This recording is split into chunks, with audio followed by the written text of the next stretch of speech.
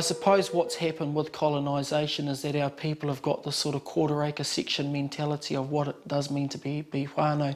So my mum, my dad, my brothers and my sisters and my nieces and nephews, and that's really what constitutes a family. And for many of our Māori whanau today, that is what whanau is. For myself, it's all-encompassing of everybody that has, whether it be a 256th of the blood that runs in their body, if they have that same whakapapa as myself, then that's what whanau is to me. Yeah. It's the people who help you, the people who are there for you, the generations gone and the generations to come. Whanau, well, I guess if we would do a straight translation, it would be a family. But I think the term today we use far more widely than just your relations, those people who have a shared ancestry. We use whanau today to represent groups of people who perhaps come together for a shared kaupapa. There might be a topic of interest or an activity.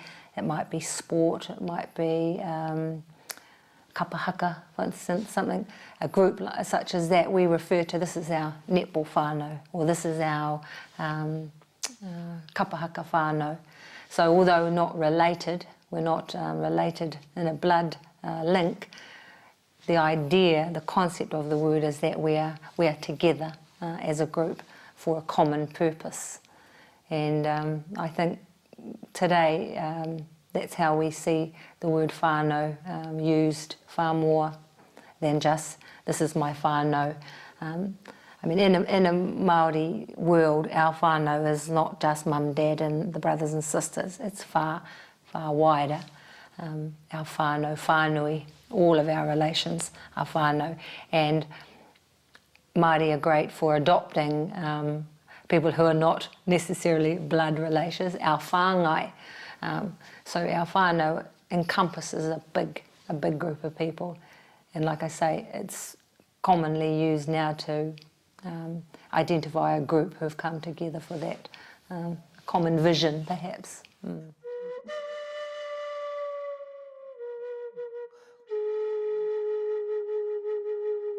They're there to help, they're there to support, they're there to criticise, to keep you going on a straight line. Your whānau are there to support you and your whānau and your tamariki to grow well in the world today.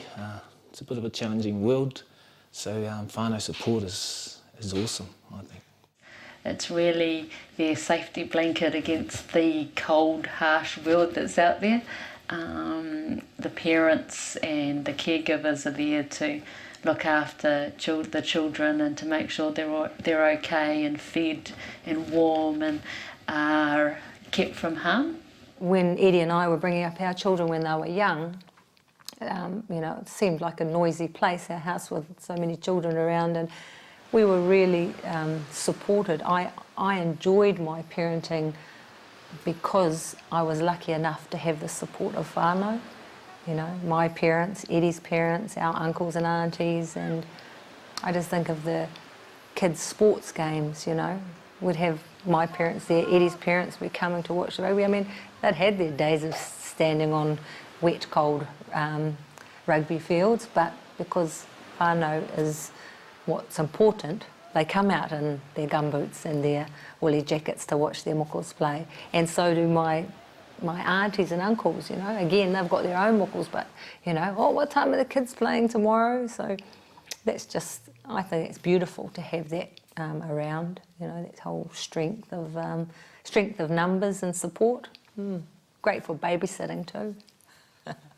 The awhi, the support that the baby can get from all of those surrounding them will help that child grow strong and hopefully into a good person with all the help from everyone else, be it relatives, blood relatives or just friends.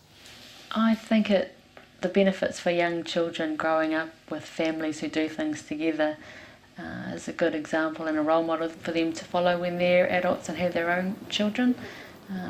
There's some sense of security and routine and safety and something that they can rely on.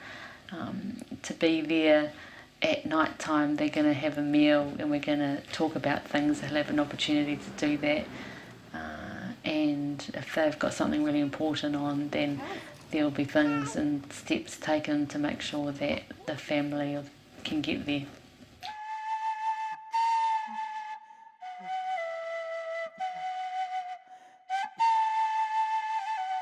It's just being with your whanau, exposing your children to their whanau and to those around them who are there to help them and support them and criticise them. And yeah, just getting them in there and exposing them to all that, to their relations, so they know that that is their whanau and they feel comfortable in those circles. That's how we practice whanau in our house, anyway. Yeah.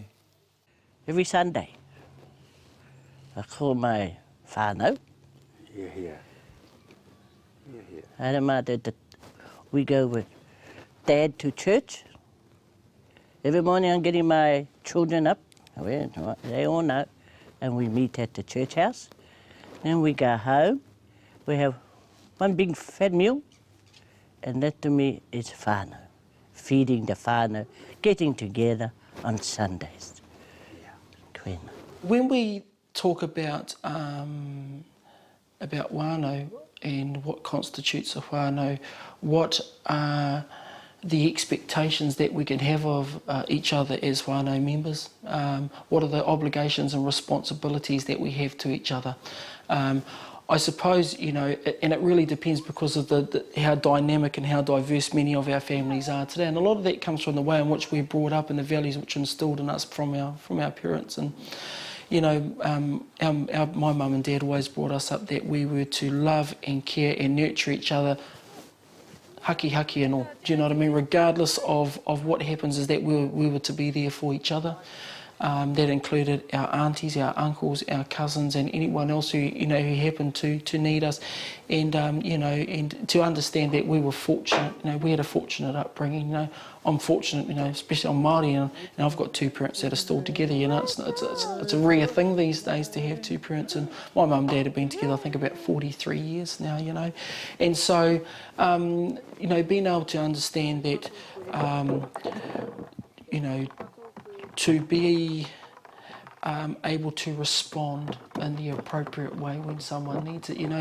One of the things, and it's sort of a bit of a thing that one of my relations has talked about, is our threshold of action. And for many of our people, our threshold to respond to a whanau in need, it just keeps going higher and higher, because we've got, the complexity of life and all of the own issues that we've got going on in our own lives. And so, sort of being able to worry about what's actually happening for other whanau members over the fence or down the road, it's sort of like, it's a lot easier just not to worry about those things. But, we've always sort of been brought up that, you keep the threshold down there and never ever forget what your responsibilities are to each other.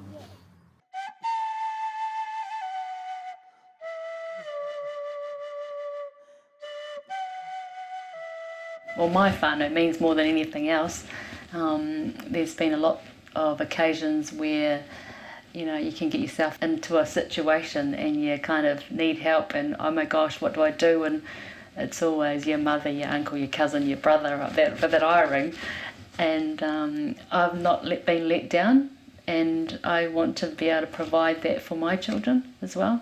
My aunties and uncles, my mum, my dad, my cousins, all of those people that have contributed to making me who I am today, have been huge influences in my life, have all been my family. And I know that there have been times in my life where if I didn't have them there, I would have really struggled to come through some of the trials and tribulations that I've been through.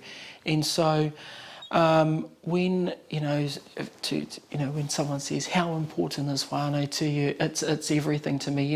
A person's greatest strength is their greatest weakness, and whanau are definitely my greatest strength. And I know that if anything happens to members within my whanau, it's also my greatest weakness as well. So I honestly couldn't imagine my life without I was a really young dad, young parent.